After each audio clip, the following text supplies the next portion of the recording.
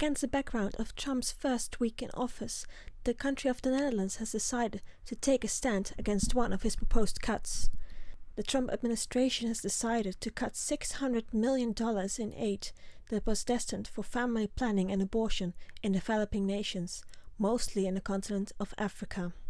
Now, these cuts are not unheard of. It has been a kind of tradition over the past 80 years.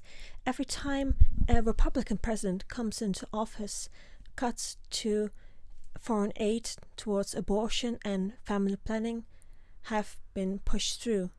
And every time a Democrat comes into office, their money starts flowing again to these developing nations. However, the world is different than 80 years ago, and women's health is a far more important issue now than it was then. These proposed cuts then will make for a devastating effect on women's health in these African nations.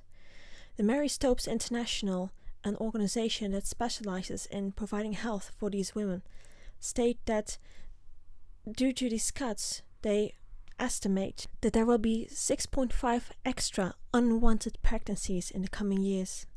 Additionally, they think there should be around 2.2 million unsafe abortions that would have otherwise been held in clinics overseen by doctors, medics, specialized caregivers, but now are done in the back rooms because women are so desperate for the abortion to take place.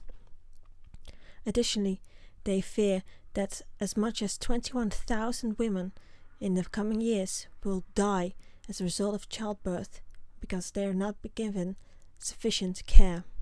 These cuts of $600 million will be destruction of the investment and the progress that have made in the past years, and the Netherlands, for one, will not stand for it. Minister Lilianne Ploumen, who is the Minister of Foreign Trade and Developing Affairs, stated a few days ago that she will do whatever it takes to prevent these programs from being cut and the consequences to take place. In an interview, she stated that banning abortion doesn't stop it from taking place. In fact, banning it leads to more danger for the women who undergo it and more death for mothers during childbirth. The future of the children of unplanned pregnancies is even worse than those who were born through planned pregnancies. As a result, there are only losers and no winners. To combat the cuts, Minister Ploumen has set up an international fund where countries and individuals can donate money to help these organizations who provide women's health in developing nations to continue their work. The Netherlands as a country has already pledged 10 million euros. The coming weeks, the Netherlands will send diplomats and representatives to talk to different nations, especially in Europe and Latin America, and ask if they are willing to provide funds for this international charity. Though this official outreach has yet to take place, so far there has already been thousands of reactions from over 150 different countries towards the Netherlands and the Ministry of Foreign Affairs, stating that they would be willing to give aid to this new fund. Canada, in particular, has responded very positively. Canada's development minister has contacted Ploumen in person, saying that Canada considers giving an yet unspecified sum of money to the fund or a similar cause which they find suitable. Canada has set a date to unveil new foreign policies and strategies the coming weeks for the new government. It can therefore be assumed that the decision on the fund and the sum of money they will be willing to donate will be included in this strategy meeting or follow soon after.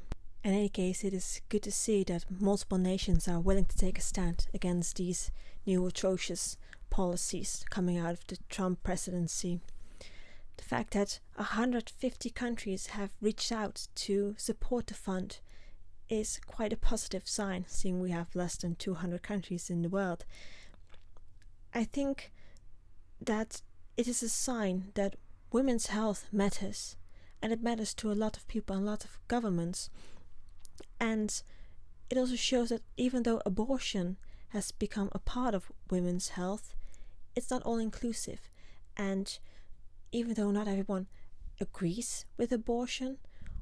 More and more countries do agree with the idea of contraception and the fact that women have a right to take control of their own lives. They say that, well, I already have 6, 7 children and I can't feed another, I can't pay for another, I can't send my next child to school if I have another. That it is up to her to decide if she wants another child. Also, the contraceptives play a huge part in Africa, which is a continent ravaged by AIDS and HIV. Contraception and sexual education play a huge, huge part in preventing people getting sick and ensuring a healthy future for the population. So if you cut aid to these programs, you are doing a lot of people who live there. They will contract disease, get ill, and will die young, leaving their children young orphans. It will ruin the country and the economy. It has so many different consequences. Consequences not only for an individual or for their family, but for the village and for the nation, and possibly even later on for the entire continent of Africa. So I think we can also say it is a proud day when the world comes together to stand up against such an atrocious policy. Even if it is from the United States, not everything they do is 100% correct, and if what they do is wrong and is something that will affect the world in a negative manner, we as the rest of the world and rest of the countries have a duty to stand up and say, not on our watch, not on our watch.